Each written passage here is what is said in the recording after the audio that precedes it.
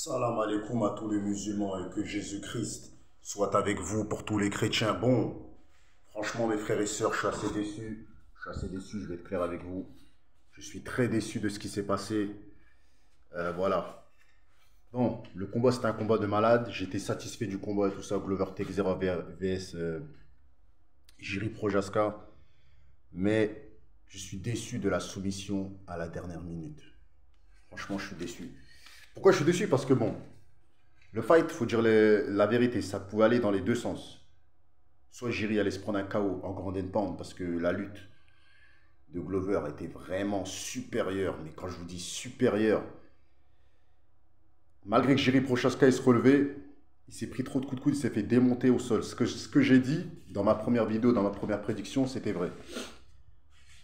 Glover Teixeira, j'ai l'impression qu'au fur et à mesure des rounds, il perdait des. Bah après, c'est normal, il perdait du cardio. Et c'est ça qui a fait qu'il n'a pas pu continuer avec sa lutte. Parce que s'il avait continué avec sa lutte, il aurait encore plus fatigué Jiri Prochaska.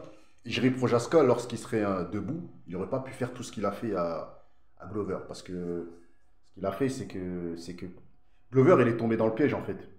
Mais c'est pas de sa faute, c'est l'âge et c'est le cardio et tout ça et qui va plus avec son âge et tout ça et tout. Donc on peut pas le critiquer.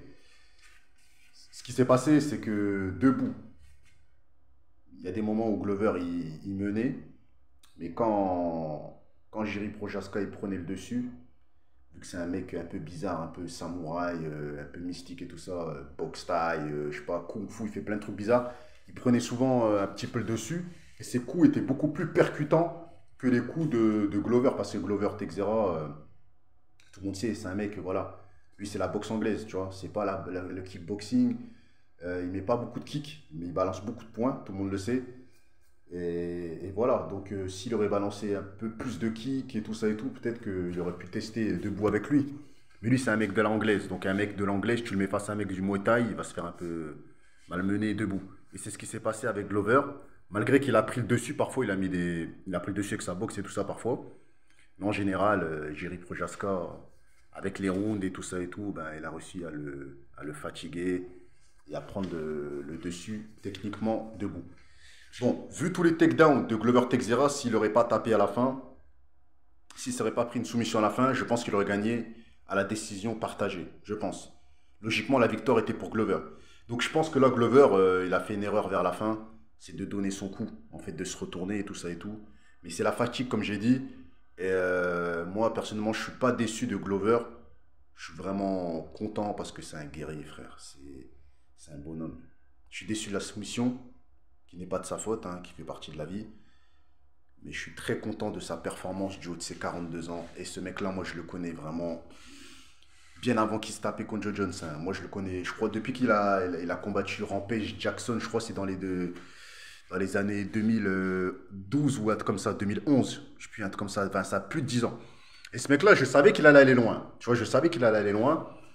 Et j'ai vu son évolution. J'ai vu l'évolution de Glover. J'ai vu ça, en fait. J'ai vu à l'époque où il était que dans la boxe, c'est-à-dire enfin quand il était à l'UFC, il boxait, c'est-à-dire tous ses combats il mettait des KO. Il n'avait pas de lutte, il n'avait rien. Là, il a vraiment prouvé que c'était voilà, malgré qu'il a perdu son titre, que c'était un grand champion et que franchement, les gens qui vont essayer de le clasher, vous êtes des oufs.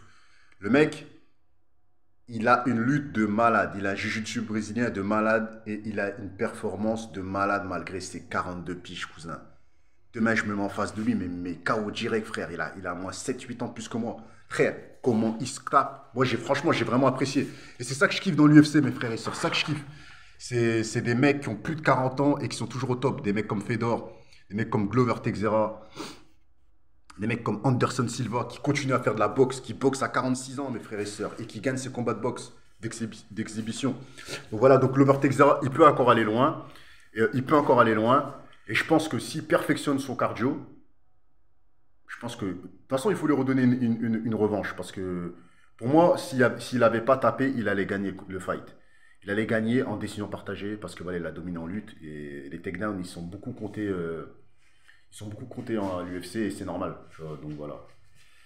Donc, et moi, ce qui me déçoit aussi un peu dans le combat, c'est que je trouve que... Après, Jiri Prochaska, il se lève vite. C'est ça qui est dangereux, c'est qu'il arrive à se lever, malgré que tu te mets sur lui. Mais admettons Glover Teixeira, il aurait fait un peu à la Ngannou, il aurait essayé de le contrôler au sol, juste en lutte, pas forcément mettre beaucoup de coups pour ne pas se fatiguer, genre mettre par round deux trois droites, quelques coups de coude, essayer de le contrôler, qu'il ne se lève pas, il aurait gagné le fight. Il aurait fait ça pendant, allez, 3 rounds, il aurait gagné le fight. Tu vois? Comme quand il a affronté Phil Davids, à l'époque, Glover Teixeira, et quand il a affronté Corey Anderson. Mais à cette époque-là, il n'était pas fort en lutte, donc les gens, ils savaient. Ils ne voulaient pas faire de la boxe avec Glover. Les mecs, ils faisaient quoi? Ils luttaient avec lui, ils le contrôlaient au sol, ils le frappaient même pas. Juste, ils le mettaient au sol, ils le mettaient deux trois droites, c'est tout. Phil Davids, c'est comme ça qu'il avait gagné contre Glover Teixeira. Et Corey Anderson, c'est comme ça qu'il avait gagné contre Glover. Il l'avait contrôlé en lutte. Ils avaient fait juste de la lutte. Ils l'ont laissé frapper, ils l'ont mis au sol, ils le contrôlaient. Donc je pense que là, Glover, faut qu'il améliore son cardio et qu'il reparte à fond dans le cardio. Et je pense que s'il revient, il va détruire Jerry Prochaska. Parce que Prochaska, il est jeune, il a 29 ans. Et Glover lui a donné du fil à retordre. Et il a montré les défauts de Jerry Prochaska. Les défauts de Jerry Prochaska, c'est sa lutte. Il est vraiment nul en lutte. L'avantage de Jerry, c'est qu'il sait se lever, mais tu lui donnes un bon lutteur, hein, comme Phil Davids, qui est au Bellator, ou comme Corey Anderson, ou comme, je sais pas moi. Tu lui donnes un bon lutteur, hein, même Cormier revient, il brise Jerry Prochaska. C'est obligé, frère, tu vois. Le défaut de Jerry Prochaska, c'est sa lutte.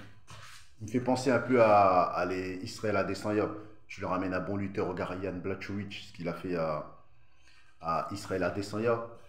Les lutteurs en général sont supérieurs. Mais comme j'ai dit là, ce qui manquait à Glover Teixeira dans ce fight-là, je vous dis la vérité, c'était le cardio. C'est tout. Il était fatigué, tu vois. Bah,